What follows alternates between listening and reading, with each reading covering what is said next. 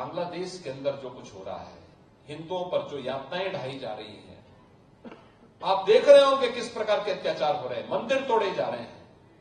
हमारा मठ, हमारा मंदिर, हमारी उपासना विधि, हमारा शास्त्र, हमारे दर्शन, हमारी साधना पद्धति तभी संरक्षित हो पाएगी, तभी सुरक्षित हो पाएगी जब ये सनातन धर्म है और ये देश सुरक्षित है और बृहद हिंदू समाज पहले राष्ट्र को चुनेंगे, उसके लिए किसी भी प्रकार के बलिदान देने के लिए तैयार होंगे, लेकिन उसकी कीमत पर कोई राजनीति स्वीकार्य नहीं है।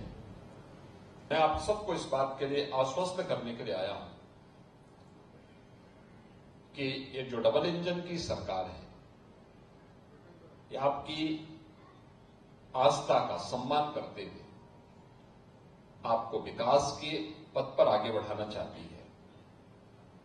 प्रधानमंत्री मोदी जी ने जो हम सबके सामने एक लक्ष्य तय किया है, 2047 तक भारत को विकसित भारत के रूप में स्थापित करना।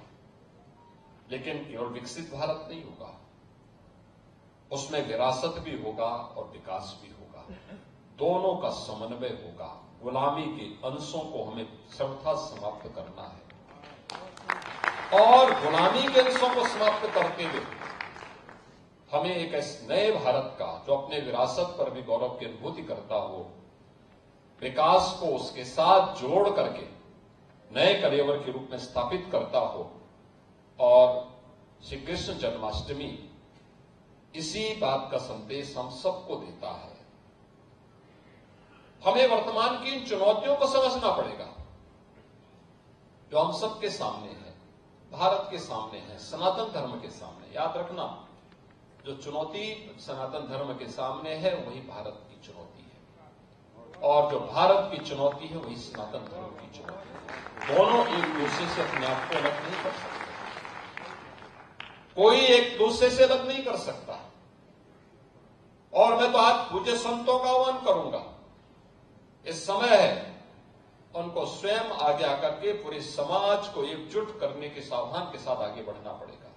याद करिए, अगर हमने तनिक भी भूल की, ये समाज फिर से बटा और जो साजिशें हो रही हैं अगर वे सफल हुई तो बांग्लादेश के अंदर जो कुछ हो रहा है, हिंदुओं पर जो यातनाएं ढाई जा रही हैं, आप देख रहे होंगे किस प्रकार के अत्याचार हो रहे हैं, मंदिर तोड़े जा रहे हैं। हमारा मठ, हमारा मंदिर, हमारी उपासना विधि, हमारा शास्त्र, हमारे दर्शन, हमारी साधना पद्धति तभी संरक्षित हो पाएगी, तभी सुरक्षित हो पाएगी जब ये सनातन धर्म है और ये देश सुरक्षित है और बृहद हिंदू समाज सुरक्षित है। हमें इसके लिए कार्य करना होगा, लगातार कार्य करना होगा, प्रयास करना होगा, एक एक को जोड़ना पड़ेगा, एक एक को अपने साथ जोड़ना पड़ेगा। भेदभाव के लिए कोई जगह नहीं होनी चाहिए। विभाजनकारी उन ताकतों को बेनकाब करना होगा जो केवल अपना उल्लू सीधा करने के लिए समाज को बांटना चाहती है, तमाम वादों के आधार पर बांटना चाहती है। उनके लिए राष्ट्र की कीमत पर राजनीति उनके लिए अभिष्ट हो गई, लेकिन हमारे लिए राष्ट्र सर्वप्रथम है। राष्ट्र की कीमत पर कोई राजनीति नहीं हो सकती। हमें चुनना होगा, पहले राष्ट्र को चुनेंगे, उसके लिए किसी भी प्रकार के बलिदान देने के लिए तैयार होंगे, लेकिन उसकी कीमत पर कोई राजनीति स्वीकार्य नहीं है। लेकिन आज जिस प्रकार के दृश्य दिखाई दे रहे हैं, जिस प्रकार की बातें हो रही हैं, जिस प्रकार की चीजें चल रही हैं,